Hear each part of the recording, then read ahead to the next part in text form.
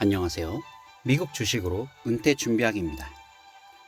오늘은 시티그룹에 대한 기업 배당 안정성 평가를 살펴보도록 하겠습니다. 지금 시티그룹에 대한 뉴스 정보를 보고 있는데요. 한국어로 번역하도록 하겠습니다.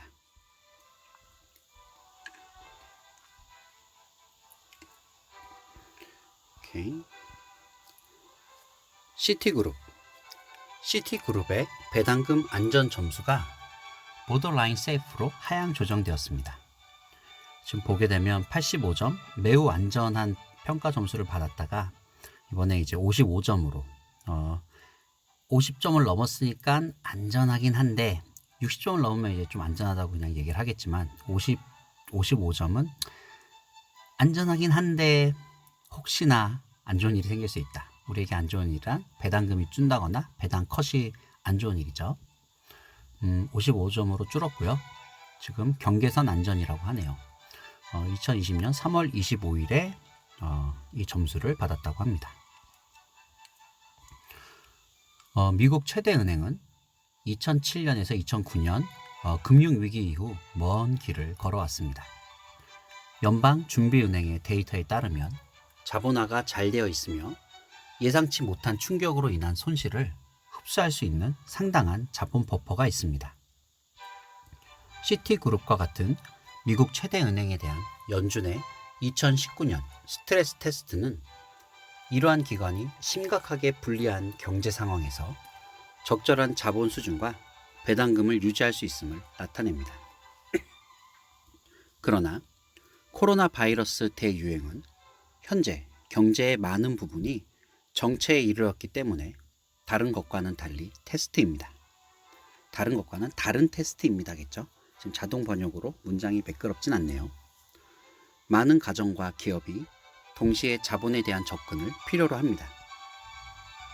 강력한 자본 수준에도 불구하고 미국의 가장 큰 은행들은 이 위기 동안 지역 사회에 더 많은 현금을 제공하기 위해 이미 이달 초 자사주 매입을 중단했습니다.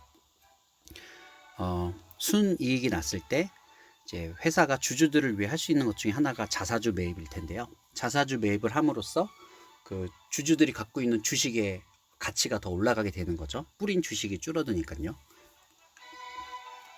하지만 현금 확보를 위해서 이 자사주 매입을 중단했다고 합니다. 우리의 전체 분석에 따르면 규제 당국이 다음으로 일부 은행에 더 많은 자본을 확보하기 위해 배당금을 일시적으로 중단하도록 압력을 가할 수 있다는 것은 의심할 여지가 없습니다. 이 점수를 낮춘 주의 중에 하나가 정부가 은행에 배당금을 좀 자본 확보를 위해서 배당금을 줄이라는 압력이 들어올 수 있어서라고 하네요.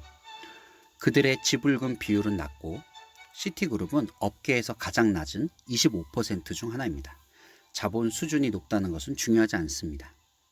이것은 전례 없는 행동을 요구할 수 있는 전례 없는 상황이며 경제의 안녕보다 주주 분배를 우선시하는 것은 좋은 정치적 모습이 아닙니다.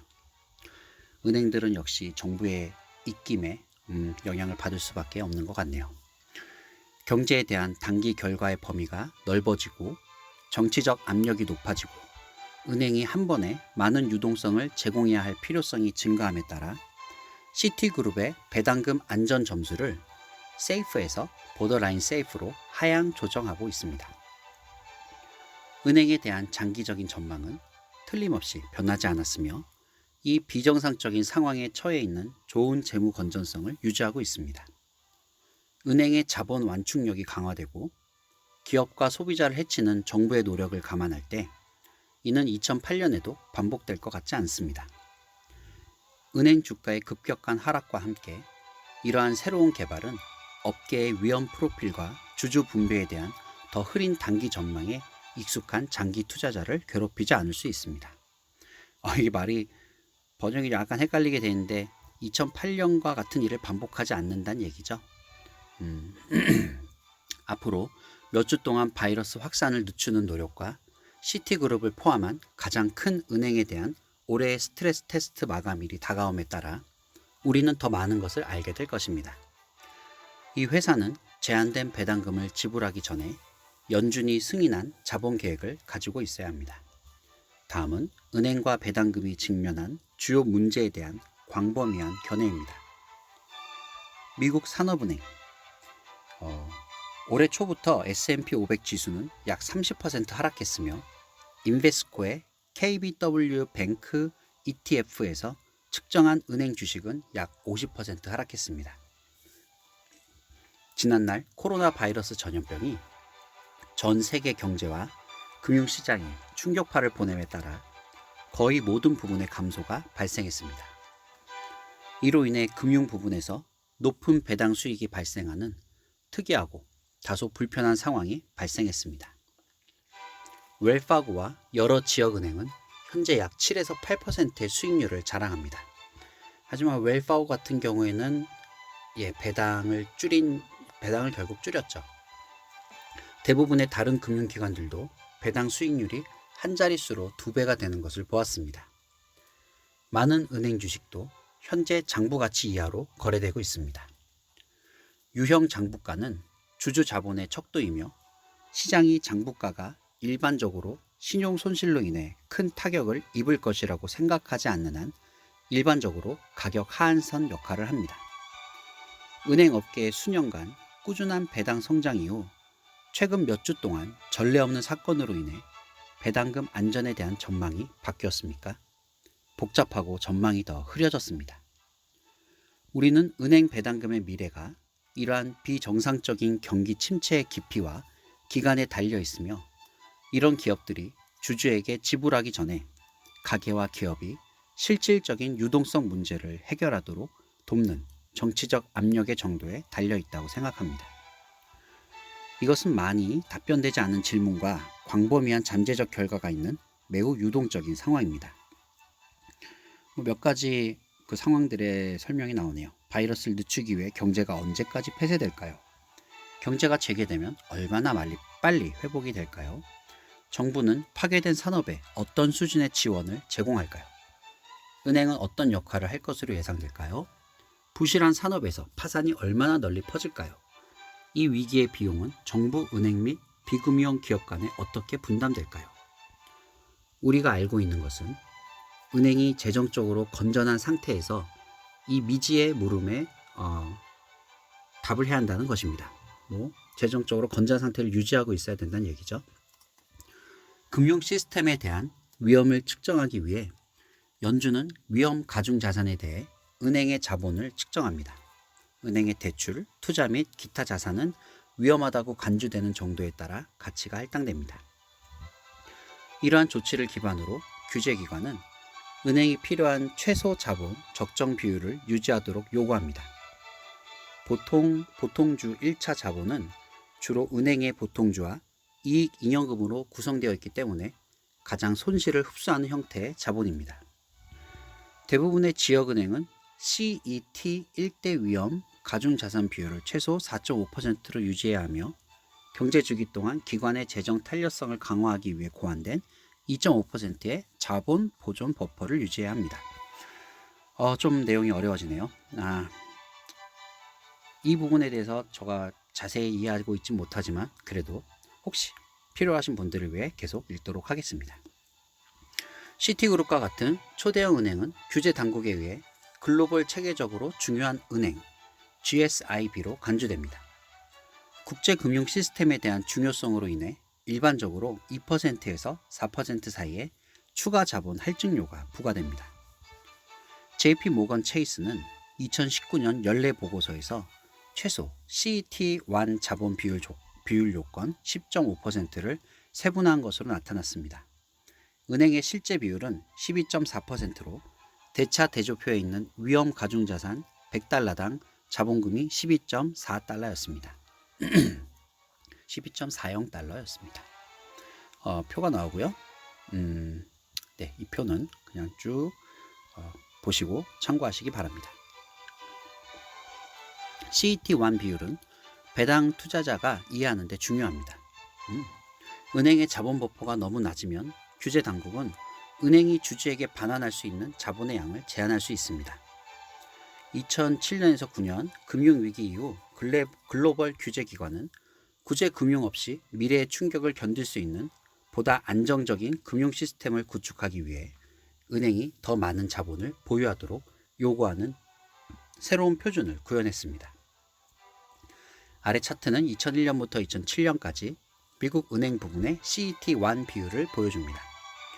2007년에서 9년 금융위기 이전에 대부분의 기관은 비율을 약 7%에서 8%로 유지했습니다.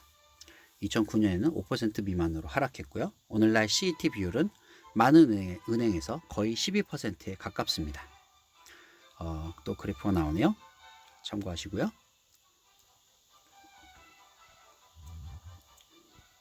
2007년에서 9년 금융위기 이후 연준은 불리한 경제 상황에서 각 기업의 자본 수요를 예측하기 위해 미국 최대 은행에 대한 연간 스트레스 테스트를 시작했습니다. 이는 다음 경기 침체가 발생할 때마다 은행이 훨씬 더 건전한 자본 비율을 유지할 수 있도록 하기 위한 것입니다. 2019년 중반에 연준이 테스트한 가장 심각한 경제 시나리오는 다음과 같은 여러 가지 심각한 가정을 했습니다. 미국 실업률은 최고 10%까지 상승할 수 있고 실질 GDP는 경기 침체 전 정점에서 8% 하락도 할 수 있고 10년물 국채 수익률 0.75%로 떨어질 수 있고 주식가격이 50% 하락할 수 있고 집값이 25% 하락할 수 있고 상업용 부동산 가격은 35% 하락할 수 있고 4천억 달러 이상의 손실이 날 수 있고 투자 등급 회사채 수익률과 장기 국채 수익률 간의 스프레드가 5.5%로 확대될 수 있고 유로존 영국 및 일본의 심각한 불황이 있을 때 와, 이게 연준이 테스트한 가장 심각한 경제 시나리오라고 하네요. 이 가혹한 시나리오에서 작년 이 테스트를 직면한 18개 은행 및 기타 금융기관은 모두 연준의 4.5% 최소 CET1 비율 요건을 충족했습니다. 캐피탈 1 COF는 안 보이네요. COF는 6%의 비율로 테스트에서 가장 실패했습니다.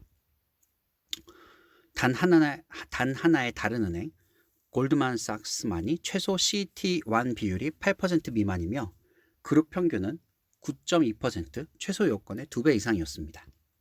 아래표는 2018년 말 18개 은행의 CET1 비율을 각각 보여주며 나머지 두 열에는 연준의 가장 심각한 불리한 경제 조건 테스트의 종료 및 최소 CET1 비율이 나와 있습니다. 또 표를 쭉 필요하신 분은 참고하시고요. 굉장히 기네요. 벌써 배경음악은 끝난 것 같네요. 끝까지 그래도 읽어보겠습니다. 중요한 것은 연준의 스트레스 테스트는 은행의 주식 환매가 경기 침체 중에 중단되는 동안 은행의 정기 배당금은 유지된다는 가정입니다. 다른 모든 방법은 배당금을 지불하면 은행이 매년 보유하는 자본의 양이 줄어듭니다. 이 기관들은 모두 지난 여름에 흩날리는 스트레스 테스트를 통과했기 때문에 연준은 많은 경우에 관대한 배당금 증가를 포함한 자본 계획에 반대하지 않았습니다. 지난번 스트레스 테스트를 잘 통과해서 은행이 배당금을 증가하던 별로 관여하지 않았다고 하네요. 2019년 7월 골드만삭스는 배당금을 47% 올렸고 웰스파고는 배당금을 13% 늘렸습니다. 그리고 이번에 웰스파고는 배당금을 결국 다시 줄이게 됐죠. 연준이 이러한 배당금이 심각한 경기 침체 동안 은행의 자본 버퍼를 위협할 것이라고 생각했다면 녹색을 주지 않았을 것입니다. 하지만 코로나 바이러스가 전염병으로 그 전망을 바꿀 수 있을까요? 바이러스 전파를 늦추기 위해 정부가 규정한 폐쇄로 인해 하룻밤 사이에 경제가 손상되었기 때문에 시장이 우려하는 것 같습니다. 많은 기업들이 일시적으로 문을 닫고 근로자를 해고함에 따라 가정과 기업이 피해를 입었습니다. 그들 중 일부가 부채 의무를 이행하지 못해 신용 위험이 급증할 것이라는 우려가 커졌습니다. 은행은 빌려준 돈을 못 받으면 이제 손해가 막심해지죠. 그 수가 늘어날수록. 모닝스타는 지난주 회사채 관련 기사를 발표했습니다. 비슷한 만기의 무위험 국채보다 회사채를 보유하기 위해 투자자가 요구하는 추가 수익률을 측정하는 신용 스프레드는 2008년 금융위기를 제외하고 최소 20년 만에 최고 수준으로 급등했습니다. 시장은 코로나 바이러스 전염병이 재정적으로 약한 쇼핑몰, 소매업체, 호텔, 레스토랑 및 기타 사업체의 광범위한 파산을 초래할 뿐 아니라 많은 가구가 모기지 지불, 신용카드 부채 및 기타 의무로 인해 뒤처지게 할 것이라고 우려하는 것으로 보입니다. 모닝스타의 어떤 그래프입니다. 참고하시고요. 굉장히 기네요. 정부의 전례 없는 부양책에도 불구하고 코로나 바이러스가 계속해서 혼란을 야기한다면 이 잠재적인 블랙스완은 은행이 실제로 얼마나 잘 절연되어 있는지에 대한 궁극적인 테스트가 될 수 있습니다. 또한 일부 은행 투자에 대한 신용 등급이 광범위하게 하락할 수 있습니다. 이는 기업이 보유한 것으로 간주되는 위험 가중 자산의 양을 증가시켜 상세 자본이 조달되지 않으면 CET1의 비율을 감소시킬 가능성이 있습니다. 워렌 버핏은 2013년 인터뷰에서 다음과 같은 발언을 했을 때 전염병에 대해 생각하지 않았을 것입니다. 은행은 이 나라를 공경에 빠뜨리지 않을 것입니다. 자본 비율은 거대하고 자산 측면의 초과분은 대부분 제거되었습니다. 우리의 은행 시스템은 최근 기억상 가장 좋은 모습입니다. 이때가 좋을 때죠. 2013년이면 2010년부터 2020년까지 10년 동안 쭉쭉 미국 경제가 성장하던 시기라 이러한 주식이 얼마나 타격을 입었는지에 따라 투자자들은 전체 경기가 쇠퇴하고 많은 파급 효과를 일으키는 것을 설명할 만큼 충분히 보수적이라는 페드의 스트레스 테스트 과정에 대해 많은 믿음을 가지고 있지 않은 것 같습니다. 이러한 상황은 수많은 가계와 기업이 영향을 받고 있기 때문에 은행이 훨씬 더 복잡합니다. 그들 중 많은 사람들이 갑자기 더 이상 수입원이 없지만 청구서와 대출금이 다가오고 있습니다. 예를 들어 당신이 일했던 식당이 일시적으로 문을 닫으라는 명령을 받고 해고되었고 이제 2주 안에 웰스파고의 모기지 지불을 할 돈이 없다면 어떻게 될까요? 근데 지금 이 뉴스가 시티그룹에 대한 뉴스인데 웰스파고 얘기가 많이 나오네요. 은행은 전례 없는 방식으로 지역사회를 돕기 위해 한 발짝 더 다가가기 시작했습니다. 많은 사람들이 지불 조건을 수정하고 연체료를 면제하고 특정 대출 지불을 연기하고 재산 차압을 중단할 계획을 발표했습니다. 스페인 최대 은행인 방코 산탄데 SAN도 발표 기업과 개인에게 더 많은 자금을 제공하기 위해 다음 배당금 지급을 연기할 것입니다. 코로나 바이러스 위기가 어떻게 도출되는지에 따라 일부 미국 은행이 유사한 조치를 취하도록 정치적 압력이 가해질 수 있습니다. 3월 15일 8개의 미국 최대 은행은 2분기까지 주식 환매를 중단하겠다고 발표하여 고객 및 국가를 지원하기 위한 확실한 능력과 헌신을 보여주었습니다. 기업이 코로나 바이러스와 관련된 불확실성과 채권 시장의 동결에 대응하여 현금을 축적하기 위해 신용 한도를 계속 늘린다면 은행 신용은 기업을 돕는 데 더 중요한 자금 조달원이 될 수 있습니다. 이것은 현금의 주요 유출이며 신용 리볼버를 활용하는 절망적인 비즈니스 중 일부는 모든 것을 갚는 데 어려움을 겪을 수 있습니다. 기업들이 어렵다는 얘기겠죠? 이게 내용이 좀 어렵네요. 금리 하락으로 대출 수익 감소, 미래 대출 실적에 대한 우려와 증가, 비정상적인 방식으로 지역사회를 지원해야 하는 경우 은행은 현재 보유하고 있는 것보다 더 큰 자본 버퍼를 유지해야 한다는 압력을 느낄 것입니다. 은행은 여러 수단을 활용하여 CET1 자본 비율을 개선할 수 있으며 이는 다시 은행의 자본을 위험 조정 자산으로 나누어 계산합니다. 첫째, 위험 가중 자산을 줄일 수 있습니다. 그러나 오늘날의 스트레스 환경에서 대출 포트폴리오 소진, 자산 판매 및 대출 성장 둔화는 정치적으로 용납되지 않습니다. 또 다른 옵션은 위험한 대출을 안전한 대출로 대체하거나 재무부 채권과 같은 위험이 낮은 프로필로 투자하는 것입니다. 그러나 지금 당장 자본이 절실히 필요한 기업은 아닙니다. 자산 감축이 문제가 되지 않으면 자꾸 웰스파고 얘기가 나오네요. 은행은 자본 포지션을 강화하기 위해 주식 발행을 검토할 수 있습니다. 그러나 주가가 장부가 이하로 거래되는 경우 주주는 비용이 많이 드는 희석에 직면할 수 있습니다. 규제기관이나 관리팀이 은행이 점점 더 불확실한 미래를 돕거나 준비하기 위해 더 많은 일을 해야 한다고 결정하는 경우 남은 옵션은 더 많은 수익을 유지하는 것입니다. 은행이 빌려줄 수 있는 돈을 늘리는 가장 쉽고 빠른 방법은 주식 환매와 배당금을 줄이거나 없애는 것입니다. 수십억 달러가 즉시 해제되고 자본 1달러마다 16달러의 대출이 지원됩니다. 그렇죠? 은행이 가장 돈을 쉽게 늘린 방법 중에 하나가 배당금을 줄이는 거라고 하네요. 시티은행은 배당금을 꼭 유지하기를 바라봅니다. 위기에 대한 대응으로 이미 많은 미국 은행들이 환매를 적어도 일시적으로 제거했습니다. 배당금은 지금까지 그대로 유지되었지만 아직 최악의 코로나 바이러스 위기에 너무 멀지 않았을 수 있습니다. 말하기 어렵습니다. 경제적 봉쇄가 충분히 오래 지속된다면 납세자들은 이러한 힘든 시기에 은행이 대중에게 무언가를 빚지고 있다고 점점 더 느끼게 될 것입니다. 결국 정부는 10년 전에 은행을 구제했으며 기업과 가게가 이익을 얻기 위해 고분분투하는 동안 주주들에게 배당금을 지급하는 것은 그리 좋지 않습니다. 그쵸? 아무래도 경제가 어려운데 은행이 괜히 돈이 많다고 주주들한테 배당금을 또 너무 많이 지불하는 것도 사회 정서상 좀 안 좋긴 하겠죠. 그래도 배당금 줄이지 말고 최소한 유지해 주기를. 일정이 계획대로 진행된다는 가정하에 이 배경은 흥미로운 여름을 만들 것입니다. 자산이 1천억 달러 이상인 34개 미국 은행 모두 2020년 스트레스 테스트의 대상이 되며 결과는 2020년 6월 30일에 발표됩니다. 지금은 발표가 됐겠네요. 이게 그 전에 나온 뉴스군요. 은행은 주주에게 돈을 돌려주기 위해 연준의 테스트를 통과해야 합니다. 최근 사건이 정치적 압력이 높아지거나 전례 없는 하방 시나리오를 계획해야 할 경우 은행이 계속해서 전액 지불하도록 허용하는 연준의 결정에 어떤 영향을 미칠 수 있는지는 분명하지 않습니다. 아마도 연준은 경제적 명확성이 제공될 때까지 올해 은행의 자본계획 승인을 보류하기로 결정할 것입니다. 은행에 투자하는 것은 시간이 좋을 때 충분히 복잡합니다. 오늘날 투자자는 배당금 지급을 방해할 가능성이 있는 불확실한 정치적, 재정적 압력에 맞서야 합니다. 은행은 오늘날에도 좋은 상태를 유지하는 것처럼 보이지만 환경은 빠르게 진화하고 있습니다. 적어도 단기적으로는 일부 배당금의 운명은 커뮤니티 규제기관과 관리팀이 신중하다고 생각하는 정도의 주의와 도움에 따라 달라질 수 있습니다.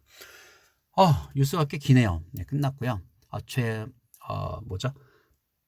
배당 평가성 평가의 이제 중요한 지표들을 살펴보고 마무리 짓도록 하겠습니다. 우선 이 시티그룹은 피낸셜 섹터에 있고요. 그 다음에 다이버시파이드 뱅크라고 하네요. 뭐 이것저것 하는 은행이라고 생각하면 될 것 같습니다. 현재 배당률은 4.45%고요. 그 다음에 좀 아쉽게도 배당 안정성 평가 점수는 55점입니다. 보더라인 세이프티 50점 넘었으니까 안전하긴 한데 그래도 혹시나 무슨 일이 생길 수 있다라는 정도고요. 디비든 그로스는 25% 높네요. 지금 보면 작년에 비해서 배당률이 지금 25% 배당 금액이 25%가 성장했대요. Very fast고 프라이스는 뭐 매번 변하지만 현재 45.88달러고요. 근데 최근 이제 시티은행에 벌금도 내고 좀 안 좋은 일이 있어서 좀 떨어졌죠. 마켓캡은 시가총액은 95조 되고요. 베타 지금 이 변동성에 대해서는 1.65로 좀 높은 편입니다. 마이쉐어 부분은 샘플 포트폴리오에서 이 시티그룹이 차지하고 있는 비중을 나타내고 있고요. 디비든 세이프티 점수에 대해서는 얘기를 했고요. 그다음에 조금 전에 읽었던 그 뉴스가 지금 여기 나오는 뉴스입니다. 그다음에 중요 지표로는 페이아웃 레이티오가 38%로 역시 굉장히 은행 중에서 배당 성향이 되게 좋고요. 그 다음에 앞으로 43%일 예정이고요. 43%라도 괜찮죠. 배당 성향은 되게 좋게 유지하고 있고요. 이제 배당 혹시라도 줄일 수 있는 이유는 아무래도 또 현금 흐름의 문제보다는 정부의 압력 때문에 줄일 수 있을 걱정이 좀 있다고 하네요. 그 다음에 디비든 스트릭 배당 역사를 보면 8년 동안 한 번도 줄인 적 없이 계속 주고 있고요. 그 다음에 아쉽게도 뭐 리세션 2007년에서 9년 금융위기 때 배당 컷이 있었다고 해요. 그러니까 이제 금융적으로 좀 경제가 굉장히 어려지고 하면은 예전에 한번 이제 어려운 시절에 배당 컷을 했던 그 상황이 다시 발생할 수도 있으니 조심하자는 얘기고요.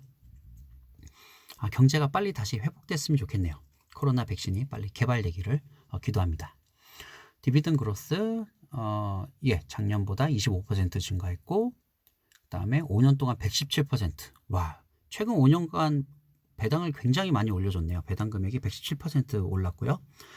20년간을 살펴봤을 때 마이너스 4%고요. 이게 워낙에 배당 컷도 있고 배당을 안 준 적도 있어서 네.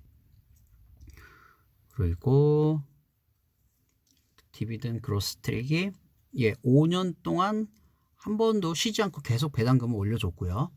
그 다음에 배당금을 한 번도 줄인 적 없이는 8년 동안 한 번도 줄이지 않고 계속 지급을 해줬었고, 이 은행은 분기별로 이제 배당금을 줍니다. February, May, August, November니까 2월, 5월, 8월, 11월에 배당금을 주고요. 그리고 마지막으로 밸류에이션 부분을 보도록 하겠습니다. 네, 5년 동안 1.87% 에버리지 배당률이었는데 지금 주가가 많이 낮아졌죠. 4.45% 배당률로 배당률이 4.45%로 배당률이 올라서 지금이 투자할 타이밍이다라고 얘기하고 있네요. 일단 퍼 같은 경우는 PER 같은 경우는 5년 동안 평균이 9.7이고 지금도 9.7이고 뭐 무난하다고 하네요. 네, 그럼 우리 모두 돈으로부터 자유로워지길 기도합니다.